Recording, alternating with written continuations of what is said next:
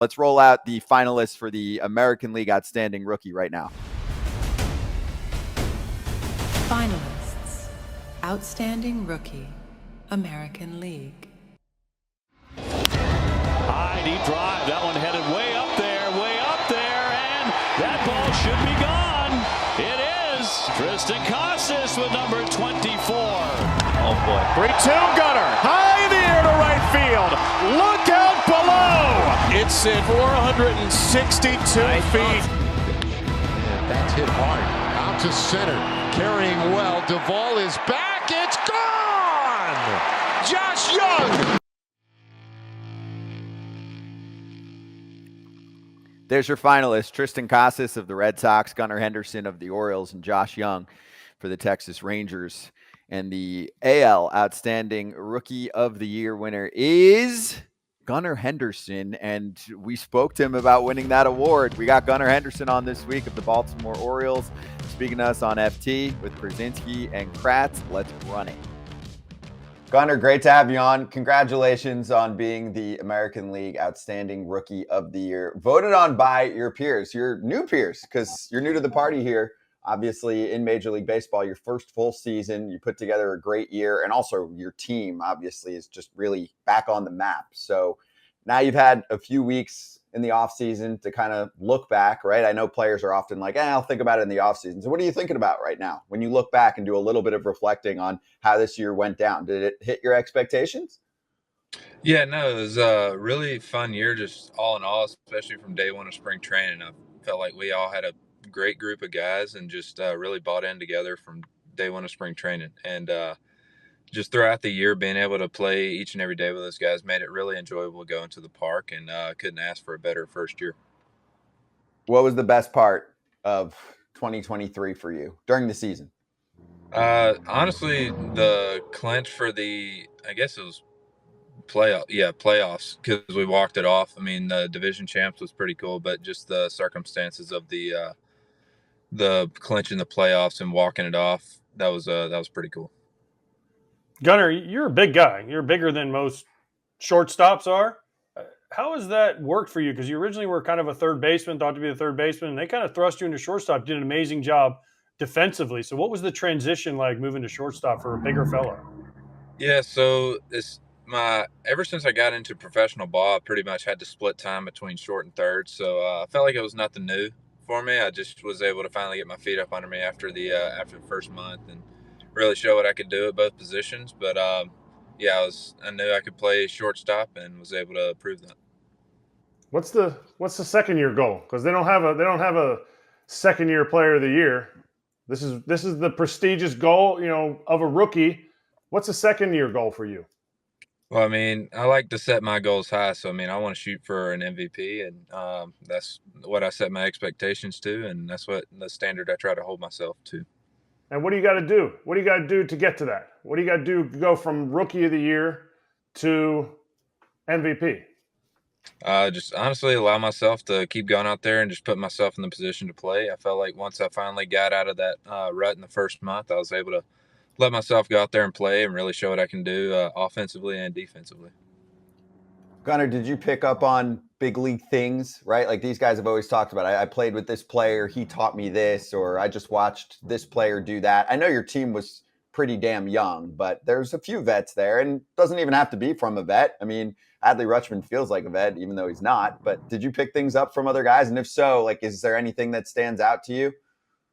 The biggest thing for me was in the beginning of the year, it felt like I was kind of pressing a little bit and didn't realize how long the season actually is, and being able to go through the full first season and experience that, really learn how long it is and that your numbers in the beginning and stuff and just how everything's working out, it's all going to iron itself out throughout the course of the year.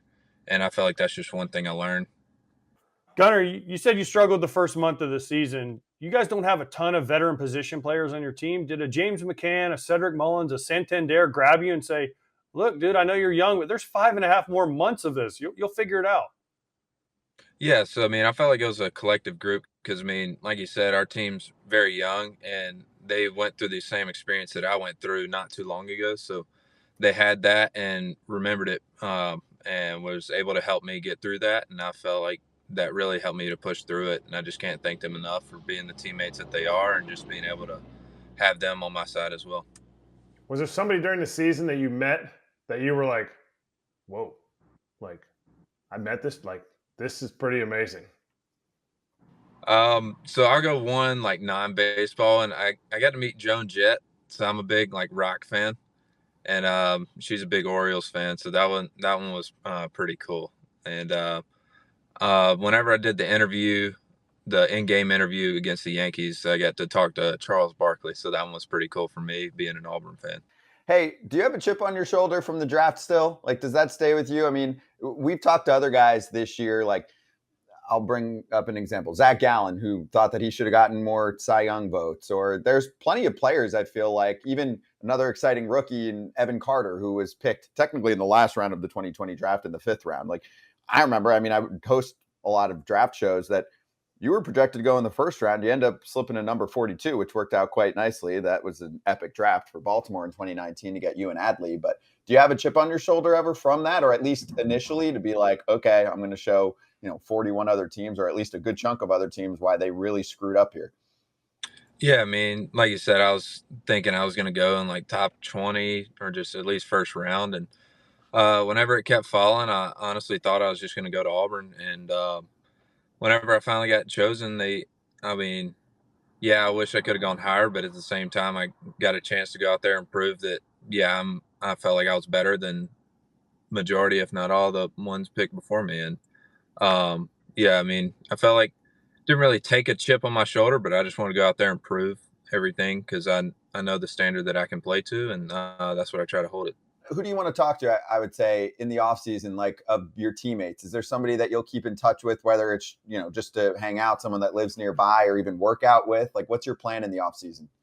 Yeah, so I'm actually going up to a wedding in California, and then after the wedding, I'm going to go up to Adley's house in Oregon, and we're going to hang out and do some workouts, and I'm sure play some golf at some point. So, yeah, we got that trip scheduled. So we've been trying to do that for the past few years, and we finally got one.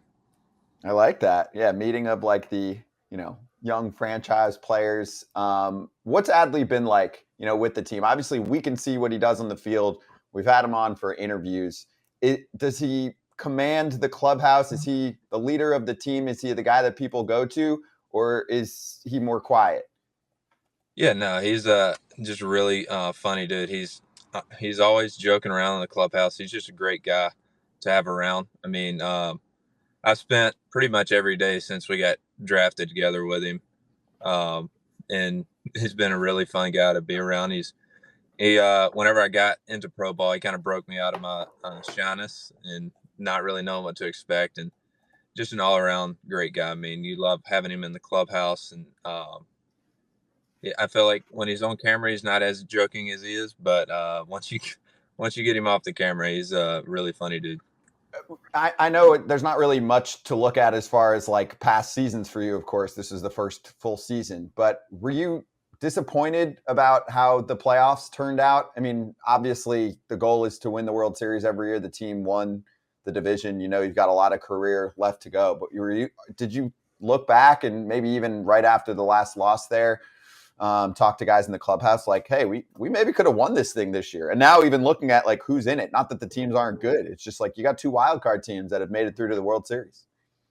Yeah, I mean, definitely don't want to get knocked out in the first round, especially after winning the division. But yeah, I mean, we made a step in the right direction. It's ultimately not where we wanted to finish off, or not where we thought we would finish. But yeah, I mean, it's just how it fell this year. But definitely to be able to get that experience in my first year, and a lot of guys' first playoff experience, is just going to help us in the long run, and looking forward to many more runs in the future.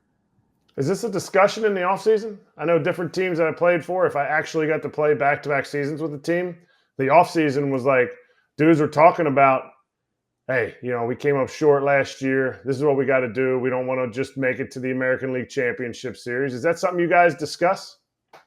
I feel like with all the guys that we have in the clubhouse, we know that's not where we wanted to finish. And ever since we got into spring training, we know that we could be a winning team, and to be able to go in the playoffs and prove a lot of people wrong to even make the playoffs is pretty cool, but we all knew that we had a good shot at the World Series, and to be able to have that experience up under our belt to get the playoffs in our first year, or a couple of our guys' first year. But yeah, it's going to be pretty cool to see how the future unwinds and being able to hopefully make a lot of World Series runs.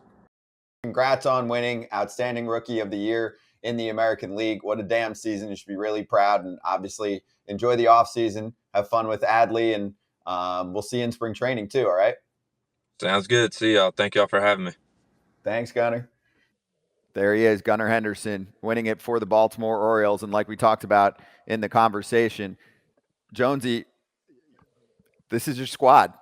You get to watch Adley Rutschman and Gunnar Henderson, at least for the next few years, hopefully for longer than that, if they figure out a way to sign these guys long-term, which we asked them about. But at least for now, what we saw the Orioles do in the regular season this year, you want to replicate that for the next few seasons. Baseball's back in Baltimore. It's that simple, right? Like, it was dead for a little bit. It's back, and it's many thanks to these guys. Oh, it's big time back in Baltimore. And you know what? Gunnar, he pushed the envelope by, he's probably going to win Rookie of the Year, and that's putting him in arbitration. So that's 1 year less that we're going to have him in Birdland, and 1 year closer to free agency for him. But what a talent. You take away the first 2 months of the season, and he's an MVP candidate. The other guys, Young and Cassis, had fantastic years. Young, he broke his thumb. I think that took him out of the Rookie of the Year race. But no, what Gunnar did from start to finish, playing multiple positions, shortstop and third, leading the team in a lot of offensive categories. And, obviously Adley is the big name in the face, but I think that Gunnar is the personality of the organization. And, a lot of people gravitate towards his energy, and, he's had a fantastic year. So let's hope he's having a really good offseason and build on it for next year, because teams are gonna come after him in a different way because the talent is there. Yeah, like you said, the talent is there. They got guys that are coming up every time they need somebody. It's a younger guy coming in, dominating, and they're not just coming up just to sit, they're coming to play. And Gunnar Henderson had himself a heck of a year. Baltimore, be ready for this guy and everybody else. It's going to be fun years to come, and with Gunnar Henderson at the helm. What a freaking draft in 2019. They got Adley Rutschman first, and then Gunnar Henderson in that second round at number 42 overall, when he was, like he talked to us about, he was supposed to go in the middle of the first round. He's not going to forget how many teams passed by. Trust me. Big dude, got the job done, quality ABs, pop, the whole deal.